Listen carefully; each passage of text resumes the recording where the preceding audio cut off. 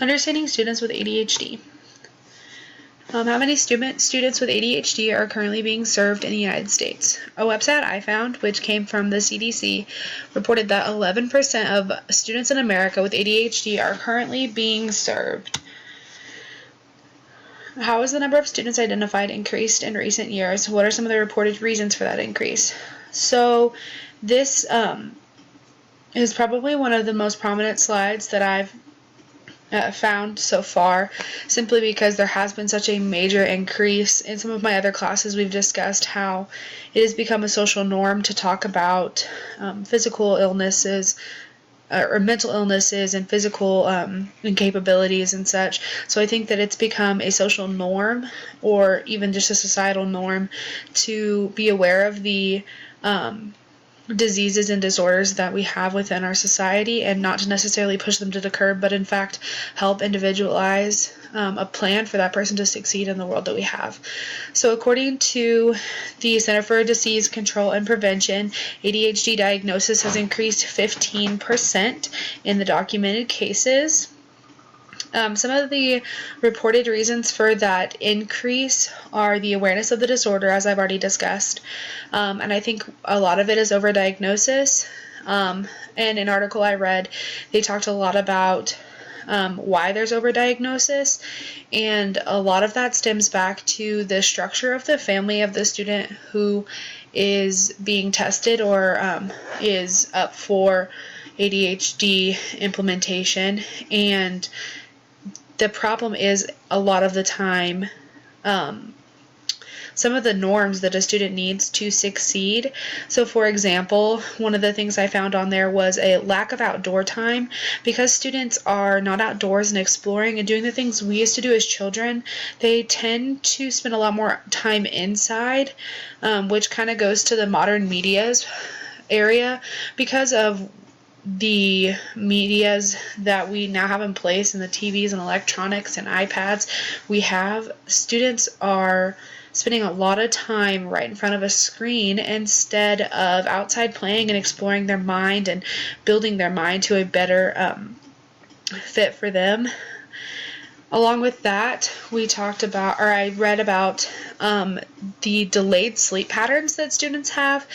Because of the more flexible parenting we see nowadays, there tends to be a lot less of a structured household, which in turn would end up with a very lax bedtime.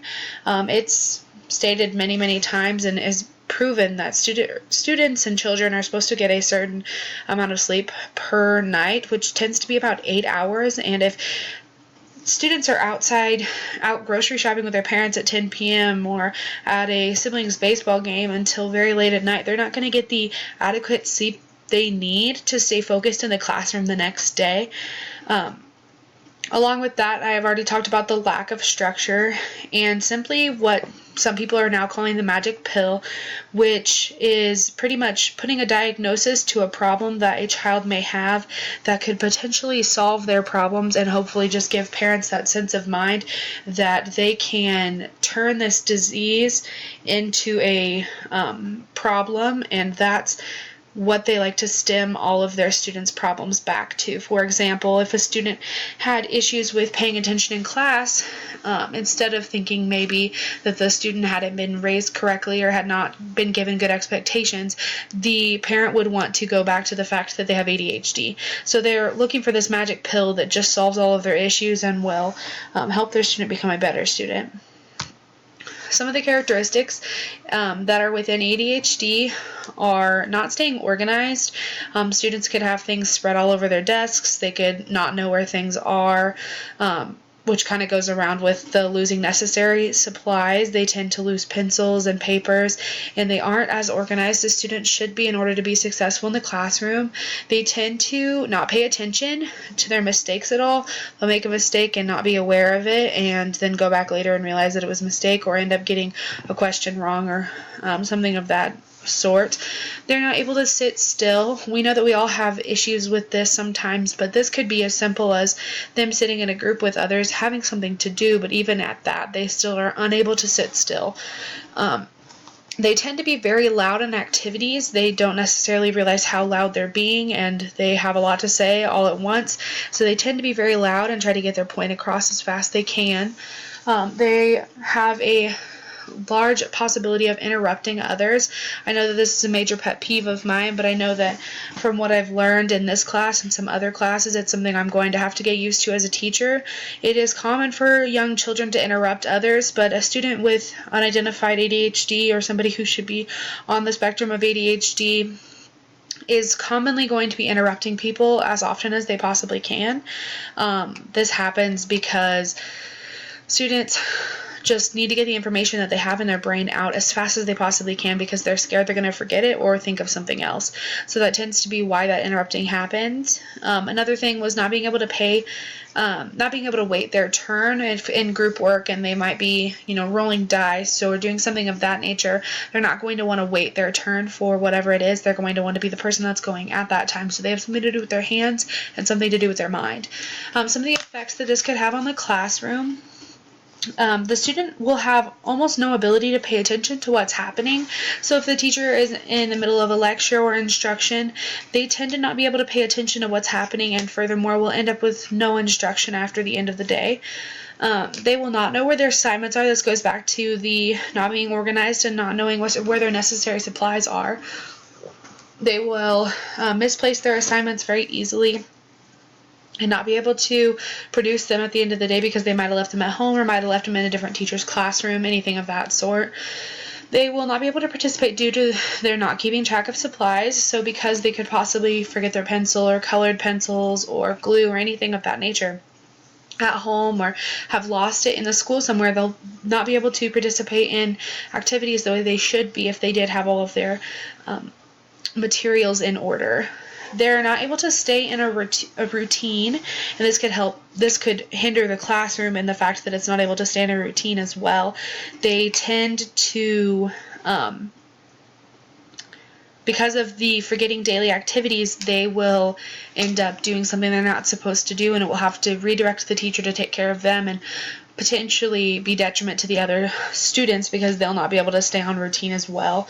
They could easily frustrate some of their friends and peers because of their own distractions, because of the way they sit in their seat, because of the way they interrupt others. They could end up irritating their peers and their friends, and sometimes end up with no friends because they don't want to be around that kind of attitude. Their grades could end up plummeting because of all of the things mentioned before. They're not going to be able to be the student they quite should be due to some students or some teachers' expectations. If a teacher knows the student has been identified with ADHD, they're able to come up with a better plan to suit this child. But if the student is undiagnosed, it's pretty likely that the student will see a plummet in their grades. Do all students with ADHD demonstrate the same characteristics or degree of behavior? Absolutely not. There is no way to determine that an exact symptom or exact behavior correlates with having ADHD because there's 3 different types of categories. There's the predominantly inattentive type, the predominantly hyperactive and impulsive type, and the combined type. All of them have their own specific behaviors, and within those categories, students tend to fall. It's very common that students will fall in all 2 categories and end up being part of the combined type. It's common that a student could have one behavior in the predominantly inattentive type, but also be mainly predominantly hyperactive and impulsive.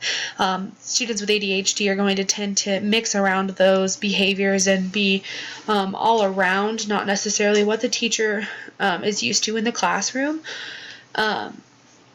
Some symptoms have not even been found yet or accounted for. There's very common symptoms and things that we see in a lot of different cases, but there might be some behaviors that have not yet been identified because they aren't nearly as common as some of the other ones that we've seen in students so far. According to the IDEA 2004, ADHD is defined under other health impairments. So it is good for a student and for parents of those students because IDEA will cover this student and they will be able to create an individualized learning plan that could help them be the student that they want to be and that their parents want them to be. They're capable of learning the way that they should, and IDEA is to thank for that. Some effective classroom interventions. If you were to use small and simple steps that follow a written handout for students to go along with, they're able to keep on track with what you're saying, and they're able to their best ability, stay on task. If they have that handout that has the steps on it, they're able to find their spot if they become lost or lose attention for a second.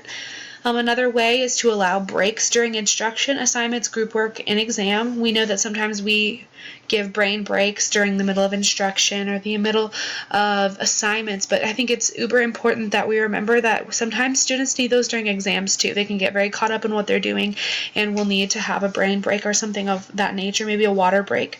Another one is to create a classroom calendar that clearly outlines due dates. I know that myself and many other students in college tend to use color-coordinated calendars, and that really, really helps. And I know that it could not only benefit the student with ADHD, but it could also help any of the other students in the classroom keep track of due dates as well, because sometimes we can get very overwhelmed, and having that written out on the wall could help every single student. Another way is to create group work, individual work, and partner work. We don't want to focus on just having individual work or having a large group. Sometimes it's important and imperative to have a student work with a partner so that they can focus on just that person. That tends to keep students more on task, and they want to impress that person, so they'll probably stay on task a little bit better. Next, you use proximity when a student needs redirected. If a student is starting to get off tasks, it's best to be in their area and to use nonverbal cues to try to create a conversation with them that allows them to redirect their behavior. Lastly, if you provide choices for activities, all of which will have a reward, they can choose whatever they'd like to do for a certain activity, and within choices and within reason, of course. And there's no right or wrong answer for them. They get to choose whatever they want, and sometimes giving students that sense of control will allow them more of an opportunity to create a better assignment, create a better test or project. And I just have listed my sources here. There's 3 different ones. That's all.